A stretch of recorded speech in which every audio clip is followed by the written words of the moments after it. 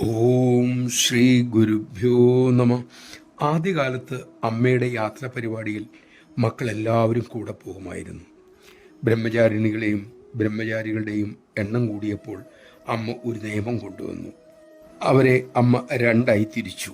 അമ്മയുടെ പരിപാടിയുടെ ആദ്യ പകുതിയിൽ ഒന്നാം വിഭാഗമുള്ളവർ കൂടെ പോരുക, രണ്ടാം പകുതിയിൽ രണ്ടാം വിഭാഗവും കൂടെ പോരുക.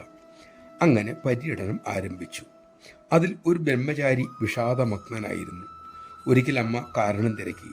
ആ ബ്രഹ്മചാരി പറഞ്ഞു, ഒരാഴ്ച കഴിഞ്ഞാൽ ഞങ്ങൾ മടങ്ങുകയല്ലേ അമ്മേ, അമ്മയോടൊപ്പം ഇനി കൂടെ വരാൻ പറ്റില്ലല്ലോ എന്നോർത്തിട്ടുള്ള വിഷമമാണ്. അമ്മ പറഞ്ഞു, മക്കളെ, നിന്നെപ്പോലെയല്ലേ മറ്റുള്ള മക്കളും, അവരും തിരിച്ചു പോകുന്നുണ്ടല്ലോ. പക്ഷെ അവരൊക്കെ എത്ര സന്തുഷ്ടരായിരിക്കുന്നു. അമ്മയുടെ അടുത്തുനിന്ന് തിരിച്ചു പോയാലും അവർ ഇപ്പോൾ കിട്ടിയ ഈ ദിവ്യ മുഹൂർത്തങ്ങളെ ഓർത്ത് സന്തോഷിക്കും, ആനന്ദിക്കും.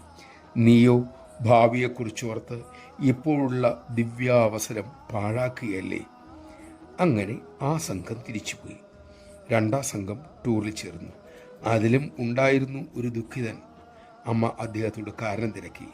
അദ്ദേഹം പറഞ്ഞു, അമ്മേ, യാത്രയുടെ ആദ്യ പകുതിയിൽ ഞാൻ ഉണ്ടായിരുന്നില്ലല്ലോ. ആ നഷ്ടമോർത്തിട്ട് എനിക്ക് ദുഃഖമാണ്. നമഃശിവായ.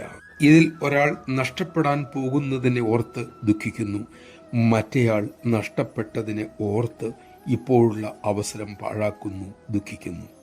ഇതിൽ രണ്ടിലും പെടാതെ ഇപ്പോൾ അമ്മ കനിഞ്ഞേകുന്ന സമയം ശരിയായി വിനിയോഗിക്കാൻ നമുക്ക് കഴിയട്ടെ. അതിനുള്ള പക്വതയ്ക്കായി നമുക്ക് അമ്മയോട് തന്നെ പ്രാർത്ഥിക്കാം.